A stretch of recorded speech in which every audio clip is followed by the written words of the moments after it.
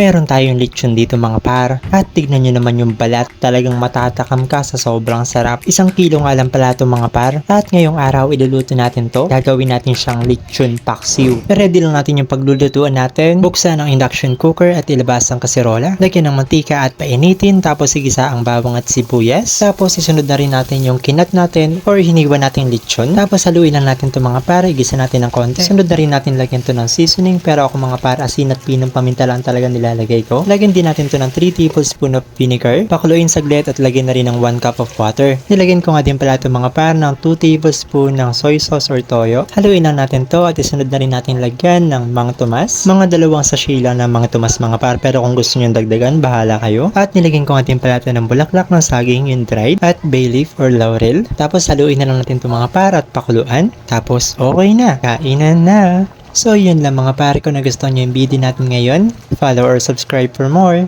Push!